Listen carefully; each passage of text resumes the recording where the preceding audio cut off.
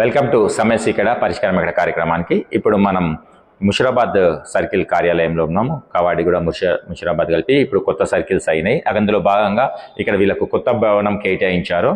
కానీ కొత్త భవనంలో అన్ని సమస్యలే. అసలు ఇక్కడ లిఫ్ట్ లేదు, శానిటేషన్ లేదు, ఏం లేదు. ఇక్కడికి వచ్చే అధికారులు ప్రజలు ముప్పు తిప్పలు పడుతున్నారండి. చూడండి, ఇక లిఫ్టులు అందంగా అలంకారంగా కొత్త భవనంలో కూడా లిఫ్టులు పనిచేయకుంటే ప్రజలకు ఎంత ఇబ్బంది అవుతుంది. మహిళలు, వృద్ధులు, లేకుంటే స్టాఫ్ కానీ అనారోగ్యతో సమస్యలు ఉన్న వాళ్ళు ఇట్లా 5 ఫ్లోర్లు ఎక్కి రావాలి, 4 ఫ్లోర్లు ఎక్కి రావాలంటే ఎలా వస్తారండి? అధికారులు ప్రజల సమస్యలు తీర్చి అధికారులకే సమస్యలు ఉంటే ఇక ప్రజలు హేళన చూస్తారు వీళ్ళని. ఫస్ట్ మీ కార్యాలయం చక్కగా చూసుకో అంటారు.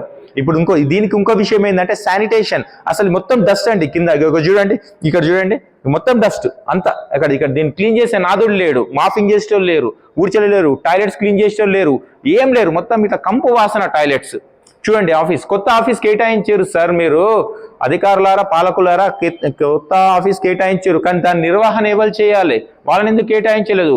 పూర్తి స్థాయిలో సిబ్బందిని కేటాయించలేదు. సిబ్బంది లేక ఇబ్బంది పడుతుర్రు. మళ్ళీ అధికారులు లేరు. ఒక్క అధికారికి 2, 3 సర్కిళ్ళు. ఎక్కడ చూస్తారండి? ఏ అధికారికైనా ఆయనకు కూడా శాత కావాలి కదా, అంతగానం తిరగాలంటే. ఆయన వల్ల అవుతుందా ఇంతగానం చేస్తే? చూడండి, ఈ కొత్త టాయిలెట్ అసలు నిర్వహణ లేదు, వీటిది క్లీన్ లేదు, ఏం లేదు, మొత్తం అధ్వాన్నంగా ఉన్నాయి.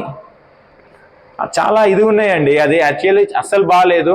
అధికారులకు కూడా ఎన్నిసార్లు చెప్పినా కానీ కొత్త భవనం మేమేం చేయాలండి, గవర్నమెంట్ కేటాయించాలి కదా అంటారు. కానీ పరిస్థితి చూడండి పాలకులారా, ఏదో దాని మీరు సర్కిల్ పెంచారు, 300 సర్కిల్ చేసిరు, అన్ని చేసిరు, బాగానే ఉంది. మరి దాని తగ్గట్టు సిబ్బంది ఉండాలి, దాని తగ్గట్టు అధికారులు ఉండాలి.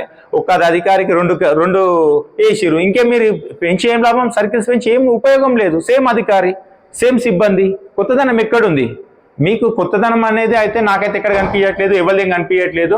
దయచేసి ఇప్పటికైనా పాలకులు దీనిపైన దృష్టి సాధించి కార్యాలయాన్ని ఫస్ట్ శుభ్రం చేయండి. వీడికి వచ్చే 5 ఫ్లోర్లు 4 ఫ్లోర్లు ఎక్కాలంటే ఎవరి వల్ల కాదు, పబ్లిక్ ఫిర్యాదుదారుల వల్ల కాదు, ఎవరి వల్ల కాదు. ఇక్కడున్న శానిటేషన్ అధికారులు కూడా ఇక్కడ 4 కేటాయించేసి దీన్ని క్లీన్ చేయించేస్తే బాగుంటుంది. వాళ్ళు కూడా పట్టించుకోరు. ఇట్లా దుమ్ములు ఎవరైనా పనిచేయమంటే ఏ అధికారైనా పనిచేస్తాడా? ఏ సిబ్బంది అనేది పని? వాళ్ళకు కూడా డస్ట్ ఎలర్జీలు, వాళ్ళకు కూడా హెల్త్ ప్రాబ్లం క్రియేట్ అవుతాయి కదా. మనం వీళ్ళని ఆఫీస్ పెట్టి మరీ వీళ్ళకి రోగాలు తీసుకొచ్చిన పరిస్థితి ఉంది. లిఫ్ట్ లేక మొత్తం చాలా ఇబ్బంది పడుతున్నారు. వెంటనే కమిషనర్ గారు స్పందించి దీని మీద వెంటనే లిఫ్ట్ ఏర్పాటు చేయాలని ఆశిద్దాం.